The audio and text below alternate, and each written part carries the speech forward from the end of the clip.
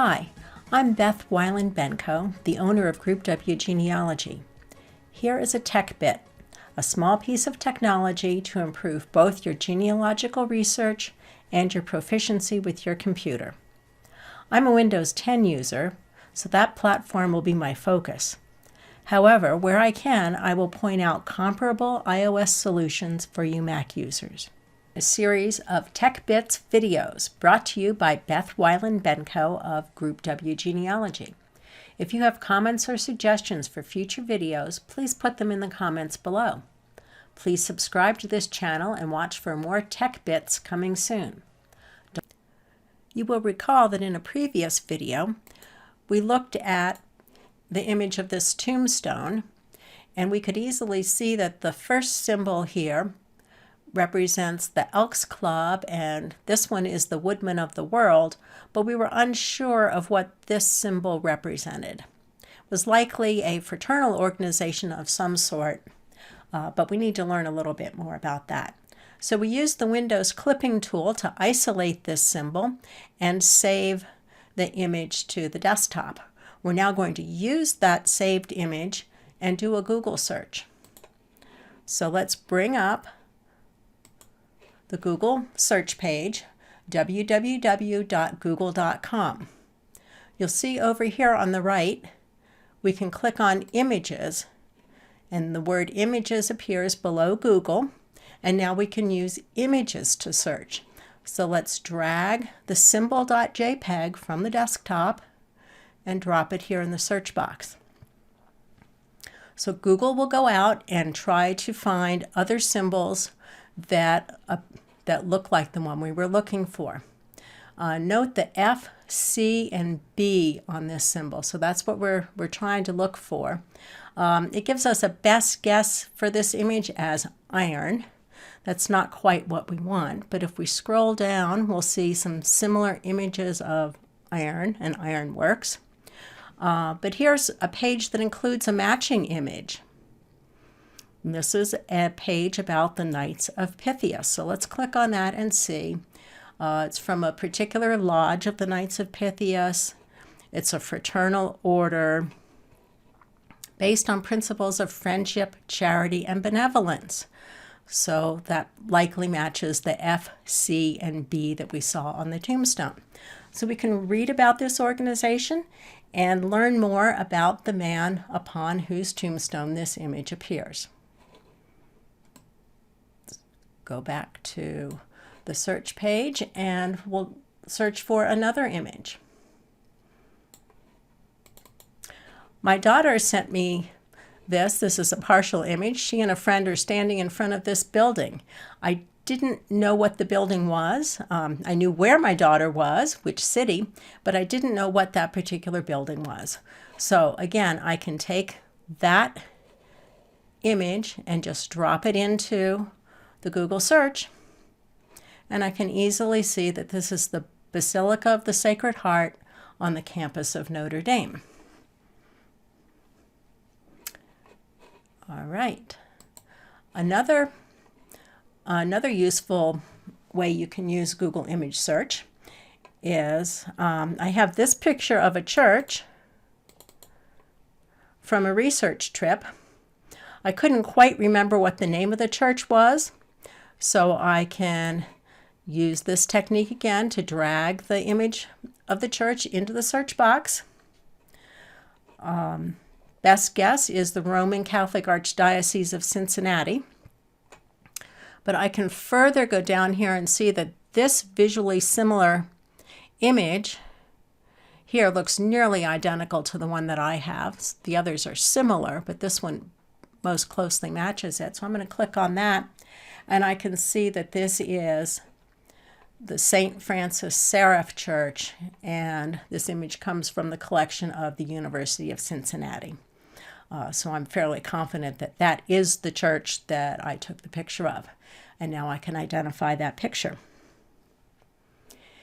In 2006, I was lucky enough to take a business trip to Germany. I had just a very limited amount of time for sightseeing, so I ran around the city and actually ran around a couple different cities and snapped pictures, and I got home and I went back to work and never identified those pictures, never really cataloged them. But now I can go back, I can find those pictures from Germany, I can drop them into Google Image Search and identify each one of those. So here, this image, it comes from Frankfurt. I can come down and find the picture that most closely matches it here, and I can see that this is the Katharinekirche, St. Catherine's Church in Frankfurt. So I can go back and identify all those pictures. So this is really useful if you take a trip, you take a lot of pictures, you get home and you can't quite remember what everything is, or if you find pictures in someone else's collection, say your grandmother's collection of pictures, and you want to try to identify things.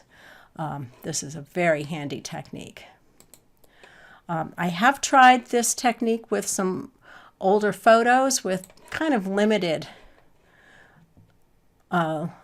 success. So I have a picture of my third great grandmother, and I tried dragging her picture in here, and I get a whole bunch of pictures. I get Benjamin Franklin and a bunch of other people, but nobody who is my third great grandmother. I did try the entire picture from which that face shot was snipped, and I get similar family groupings, but I don't get an exact match. So my hope would be that if a cousin had posted this same picture on a website, it would match, and I'd be able to go to that website and perhaps find a new cousin. I did try this with some modern day pictures. Here's a picture of my husband. I snipped a head and shoulders shot out of that picture and searched on that. I get several handsome men here, but none of them is my husband. So that doesn't match. But I tried searching for the entire picture. So there is the picture out of which I snipped his head and shoulder shot. And I get a best guess as K8CW. Interesting, that's a ham radio call sign. Here are visually similar images, and actually here is the picture, and here is the website where it appears. So I can click on that, and I can see that, yes, indeed, this is my husband's website. There is that picture. So what I can conclude from this is that Google Image Search is really useful for matching entire images. Google's really not doing facial recognition, because if it had, you would think it would find my husband here and here and here. It didn't even find him in the picture from which the head and shoulder picture was snipped. So it's really not doing facial recognition. It's really trying to match entire images. So keep that in mind when you're looking for people.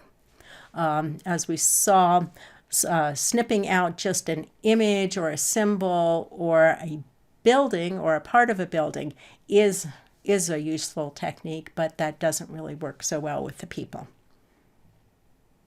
So I hope you've learned some useful techniques here for searching, and I hope the use of the Google Image Search helps you in your genealogical research. Thanks for listening. This has been another in a series of Tech Bits videos brought to you by Beth Weiland-Benko of Group W Genealogy.